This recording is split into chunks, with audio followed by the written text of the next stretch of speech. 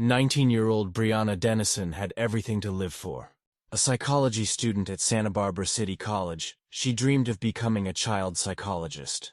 After traveling across Europe and spending a year in Italy, she had found her place in the world. But during her January 2008 winter break visit to Reno, Nevada, what should have been a simple reunion with family and friends would turn into every parent's worst nightmare. If you're interested in true crime cases that showcase both the devastating impact of violence and the power of forensic science, make sure to like this video, subscribe to our channel, and share it with others who appreciate detailed investigative content. The story of how one anonymous phone call would eventually bring justice to Brianna begins with understanding the vibrant young woman whose life was tragically cut short. Let's start with her early years and the dreams that defined her. Brianna Dennison was born on March 29, 1988, in Reno, Nevada, where she grew up in a close-knit family with her parents and younger brother. When Brianna was just 6 years old, her father passed away unexpectedly, a devastating loss that hit the entire family hard. However, this tragedy brought Brianna even closer to her mother, and she took on a sense of responsibility, doing everything she could to help her family navigate through the difficult times that followed. The Dennison family shared a deep love of travel that would profoundly shape Brianna's worldview. Throughout her childhood and teenage years, she embarked on extensive journeys that took her across half of Europe and to Japan. Most significantly, she participated in a year-long student exchange program in Italy, an experience that fostered her independence and adventurous spirit while broadening her cultural horizons. After graduating from high school, Brianna made the decision to pursue higher education in California, enrolling at Santa Barbara City College. She had always felt a strong calling to work with children, which led her to set her academic sights on becoming a child psychologist. This career path reflected her caring nature and desire to make a positive impact in young people's lives. Life in Santa Barbara proved fulfilling for the ambitious 19-year-old. She quickly established a circle of close friends and began a romantic relationship, creating the social connections that are so important during college years. Brianna was successfully working toward her academic and career goals, demonstrating the focus and determination that had characterized her since childhood. In the winter of 2008, Brianna was on college break and returned to Reno to spend quality time with her family and reconnect with her hometown friends. She was a young woman who had found her place in the world, with clear aspirations and everything to live for. During her college winter break in January 2008, Brianna Dennison returned to Reno, excited to spend time with her family after months away at school. She looked forward to reconnecting with her hometown friends and enjoying the familiar comforts of home during her vacation from Santa Barbara City College. On Friday, January 18, 2008, Brianna made the decision to spend the weekend at her best friend's house, accompanied by another close friend. The three young women had carefully planned their weekend activities, which included daytime skiing adventures on the local slopes and evening entertainment consisting of concerts and visits to popular nightclubs in the area. These plans represented typical college-age social activities, and the friends felt a sense of safety and normalcy in their familiar hometown environment. Saturday, January 19th, held special significance, as Brianna was scheduled to attend a concert featuring one of her favorite bands. She had been looking forward to this performance for weeks, but unfortunately, she had developed a cold that left her feeling unwell. The illness created some uncertainty about whether she should venture out into the cold evening air to attend the event. Despite her physical discomfort, Brianna's mother encouraged her not to miss the opportunity to see her favorite band perform live. This maternal advice, given with the best of intentions to ensure her daughter didn't miss an experience she had been anticipating, ultimately convinced Brianna to attend the concert despite her illness. The house where Brianna was staying had certain characteristics that would later prove significant to the investigation. The front door was habitually left unlocked by the residents, a common practice in what they considered a safe neighborhood. More importantly, this front door was positioned directly in front of the area where Brianna had planned to sleep during her stay. These seemingly innocent details about the house's security and layout would later become crucial elements in understanding how the subsequent crime unfolded. The unlocked door and Brianna's sleeping arrangement created circumstances that no one could have predicted would put her in grave danger during what should have been a carefree weekend. Despite feeling unwell with a cold, Brianna Dennison attended the concert on the evening of January 19, 2008, following her mother's encouragement not to miss seeing one of her favorite bands perform. However, as the evening progressed, her cold symptoms worsened significantly, making her feel increasingly uncomfortable in the crowded venue. Rather than staying until the end of the performance, Brianna made the decision to leave the concert early. The winter temperatures in Reno that night were brutally cold, and feeling too unwell to walk the distance home in such freezing conditions, she faced a difficult situation outside the venue. In a spontaneous decision that seemed perfectly reasonable at the time, Brianna chose to ask a stranger for assistance. She spotted a car pulling out of the concert venue's parking lot and approached the driver, requesting a ride back to her friend's house. This split-second choice, made by a sick young woman trying to avoid walking in bitter cold weather, would prove to be a fateful moment. The ride proceeded without incident, and Brianna arrived safely at her friend's house. Once there, she settled in to wait for her friends to return from the concert, spending time alone in the familiar environment where she felt secure. Her friends arrived at the house around 3:30 a.m., and the group had a brief conversation before everyone prepared to go to bed. Around 4:30 a.m., Brianna sent what would become her final text message to her boyfriend, a routine communication that gave no indication of any concern or danger. When it came time to sleep, Brianna made the decision to rest on the couch located in the kitchen area, while her friends retired to the adjacent bedroom just a few feet away. This sleeping arrangement placed her in the front area of the house, near the habitually unlocked front door. The morning of January 20th brought a disturbing discovery. When Brianna's friends woke up around 9 a.m., they found that she was missing from the couch where she had been sleeping. Initially, they weren't overly concerned, thinking she might have stepped outside or gone somewhere in the house. However, their concern quickly escalated to alarm when they conducted a thorough search and made a chilling realization. All of Brianna's personal belongings remained in the house exactly where she had left them. Her cell phone, purse, clothes, and shoes were all still there. Most disturbing was the fact that she had apparently vanished into the freezing winter weather wearing only a t-shirt, something completely out of character for the responsible young woman. The friends' search of the house led to a heart-stopping discovery on the pillow where Brianna had been sleeping the night before. Small reddish stains were clearly visible on the fabric, stains that appeared to be blood. The sight of these markings immediately transformed their concern into panic, as they realized something terrible had happened to their friend. The discovery prompted frantic phone calls, first to Brianna's mother to inform her of the situation, followed by an urgent call to local police.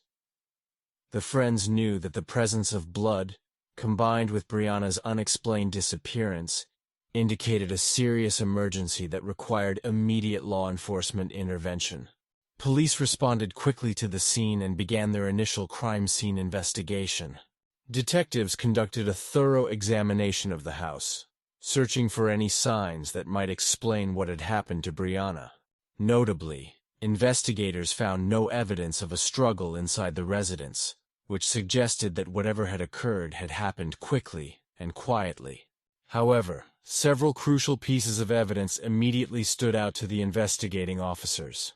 The blanket that Brianna had been using while sleeping on the couch was found several feet away from its original position. Even more mysteriously, the stuffed teddy bear she had been using as an extra pillow was completely missing from the scene. These details suggested that someone had been in the room and had disturbed the sleeping area, A critical discovery was that there were no signs of forced entry anywhere in the house. However, investigators learned that the front door, which was positioned directly in front of where Brianna had been sleeping, was habitually left unlocked by the residents. This revelation immediately led detectives to theorize that an intruder had entered through the unlocked door and abducted Brianna while her friends slept in the adjacent room. Forensic analysis confirmed that the blood stains on the pillow belonged to Brianna Dennison. More significantly, forensic experts determined that someone had likely pressed her face into the pillow with enough force to prevent her from making any sound that would have alerted her sleeping friends nearby. The investigation yielded another crucial piece of evidence when forensic specialists discovered DNA material on the front door handle. The genetic material belonged to an unknown male who was not present in any existing police database. This evidence would prove essential to the investigation, though at the time detectives had no way of knowing whose DNA they had collected or how long it would take to identify the perpetrator. Investigators suspected that Brianna's abduction was not an isolated incident, based on the methodical nature of the crime. Detectives began examining unsolved cases in the Reno area, searching for similar patterns of violence. Their investigation quickly identified 2 previous attacks that bore striking similarities to Brianna's case, revealing a terrifying truth about what they were dealing with. The first attack had occurred in November 2007, just 2 months before Brianna's abduction. A 21-year-old college student was approached by an unknown man in a parking lot who knocked her to the ground and pulled a gun on her. The attacker attempted to assault the young woman, but her decision to scream at the top of her lungs scared him away.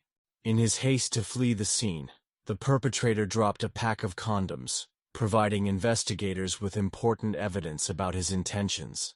The second attack took place in December 2007 and represented a clear escalation in both violence and success for the predator. A 22-year-old student was standing outside her home when a man approached from behind, covering her mouth and nose until she lost consciousness. When she awakened, she found herself in the cab of a pickup truck, where the attacker committed assault while ordering her not to look at him. Disturbing evidence found inside the truck included a child's shoe, suggesting the perpetrator had access to children. A particularly disturbing pattern emerged from both previous attacks. The perpetrator had taken his victim's underwear as trophies, demonstrating a calculated and predatory mindset that went beyond opportunistic crime. This detail would later prove significant in connecting the cases. When DNA evidence from both assault cases was compared to the sample found on Brianna's friend's door handle, the results confirmed investigators' worst fears. All 3 cases were connected to the same perpetrator, transforming the investigation from a single abduction case into a hunt for a serial predator who was clearly escalating his attacks. The revelation of these connections prompted another victim to come forward. A student reported that someone had attempted to break into her home, yanking on the front door handle with such force that it actually bent the metal. This incident further established the predator's preferred method of targeting young women in their homes. The connected crimes painted a picture of a methodical predator who was becoming increasingly bold and violent with each attack. The progression from attempted assault to successful assault to abduction and murder demonstrated a dangerous escalation that had law enforcement extremely concerned about what might happen next. The community now faced the reality that a serial predator was operating in their midst, systematically targeting young women throughout the Reno area.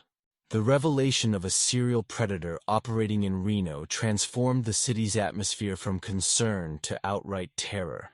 Police used descriptions provided by previous victims to create a composite sketch of the suspect, depicting a man of average height between 28 and 40 years old with a solid muscular build.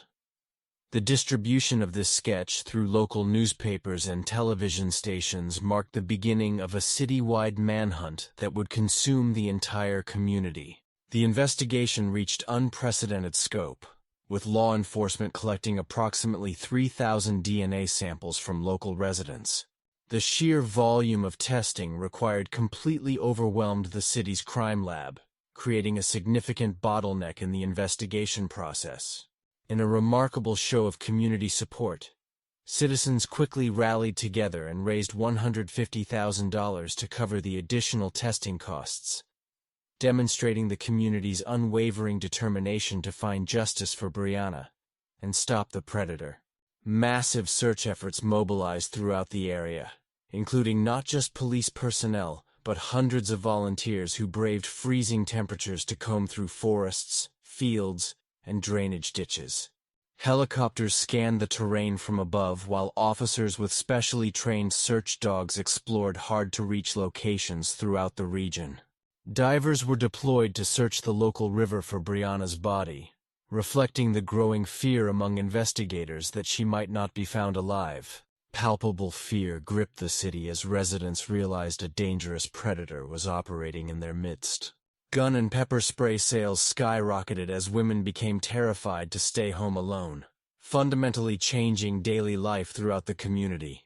The case dominated local news coverage with constant updates and developments, while Brianna's photo appeared on billboards throughout the area, keeping her disappearance at the forefront of public consciousness.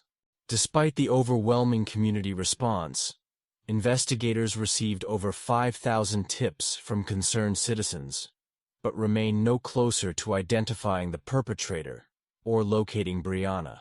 The massive investigation efforts had yet to produce the breakthrough that everyone desperately sought, leaving the community living in fear, while the predator remained at large in the area.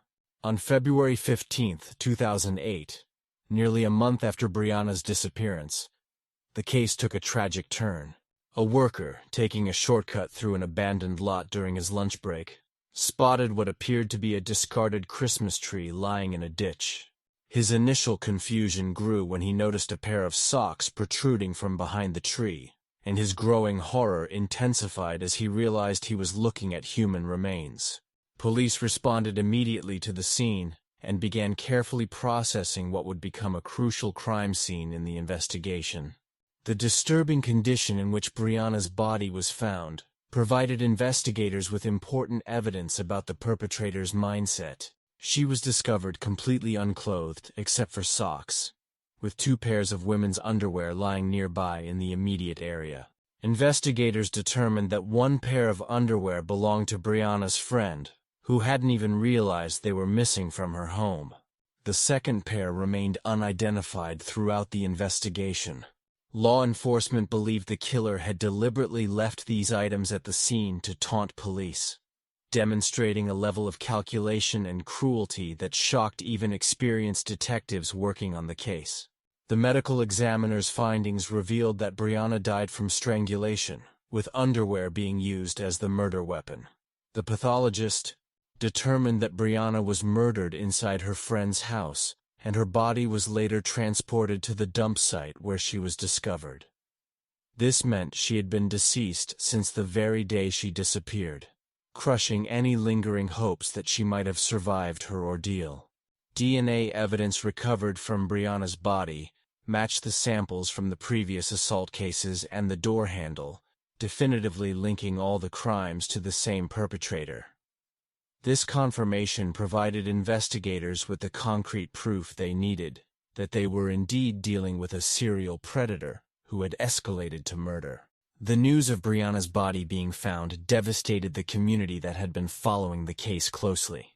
Thousands of people who had been hoping and praying for her safe return were forced to confront the brutal reality of her murder. The discovery marked a turning point in the investigation, as detectives intensified their efforts to identify the killer, while the community struggled to process the loss of a young woman who had touched so many lives through her disappearance and the massive search efforts that followed. The frustrating months following the discovery of Brianna's body saw investigators pursuing lead after lead without making meaningful progress toward identifying the perpetrator. Police shared additional information with the public, including the disturbing revelation that the perpetrator appeared to collect his victims' underwear as trophies. Investigators hoped that someone might recognize this unusual behavior pattern, but no useful tips emerged from this public appeal despite widespread community attention and support. The investigation remained exhaustive in nature, with dozens of officers continuing to work the case despite the lack of progress. Every DNA sample collected during the massive testing effort had been processed through the laboratory, but not a single one matched the killer's genetic profile. Detectives re-examined every aspect of the case, meticulously reviewing evidence and witness statements, while searching for any detail they might have missed during the initial investigation. The perpetrator seemed to have vanished without a trace, leaving investigators with few options for moving forward. Growing frustration developed within the police department and throughout the community as weeks turned into months without an arrest. The case began to fade from daily news coverage, though investigators never stopped their relentless work on finding Brianna's killer. The lack of progress significantly affected Brianna's family, who continued to hope for justice while struggling to cope with their devastating loss. Despite the tireless efforts of law enforcement and the community's continued support throughout the investigation, it appeared that the killer had successfully evaded capture and investigation. The investigation had reached what seemed to be an insurmountable impasse, with all leads thoroughly exhausted and no new evidence emerging from the extensive forensic analysis. The comprehensive DNA testing program had failed to identify the perpetrator, leaving investigators without clear direction for proceeding with the complex case, despite their continued dedication and relentless effort. On November 1st, nearly a year after Brianna's murder, an anonymous caller contacted police with information that would crack the case wide open.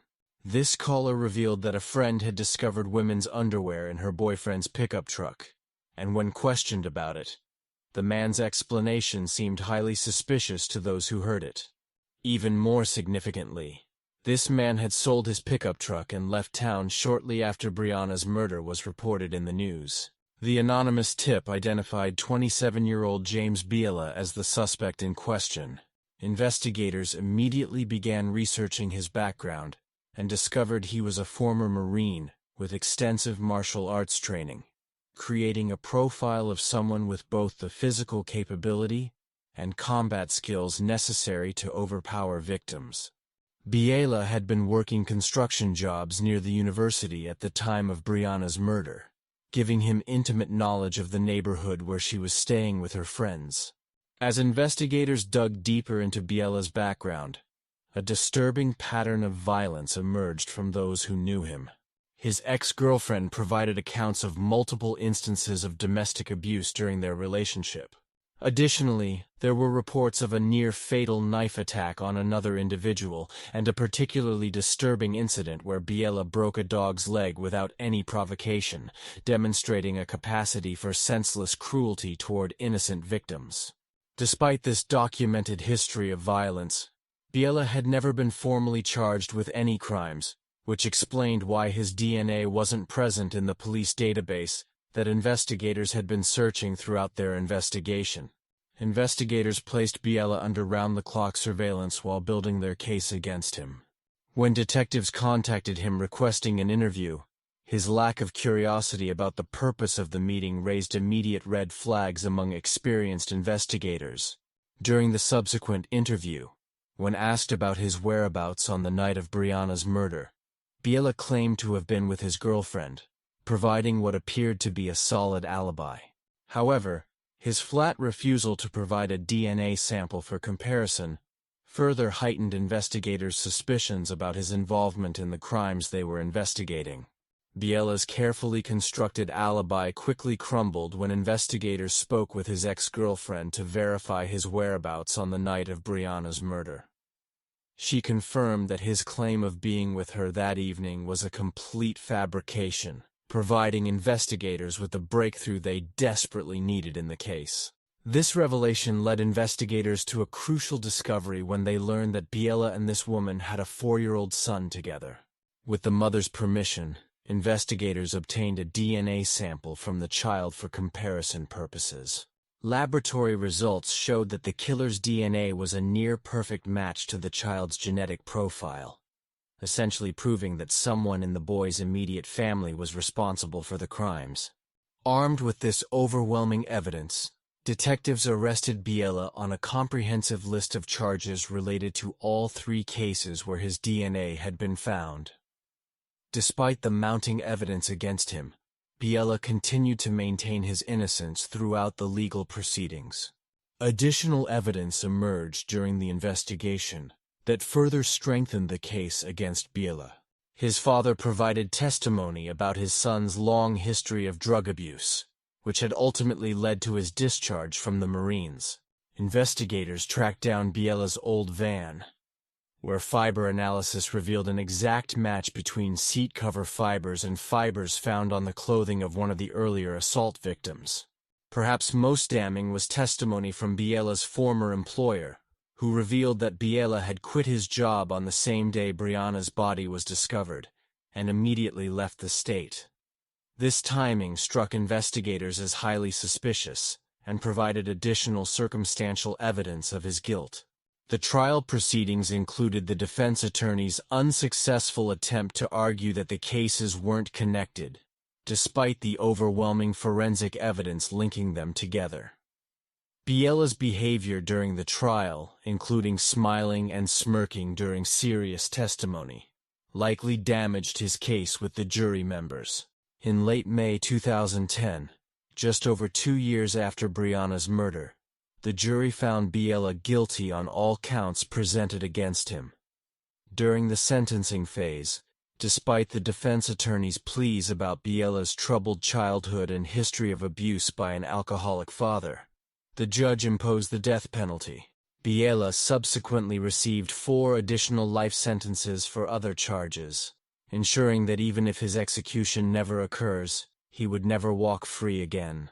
Appeals to overturn Biela's death sentence have been repeatedly rejected by the state Supreme Court, leaving him on death row with no set execution date. Regardless of whether the execution ever takes place, Biela will spend the rest of his life behind bars, unable to harm anyone else. Positive changes emerge from this tragedy, particularly through Brianna's family's successful advocacy for new legislation in Nevada. They pushed for a law requiring police to collect DNA from anyone arrested for violent crimes, believing that if such a policy had been in place earlier, Biela would have been caught after his first attack, and Brianna's life might have been saved.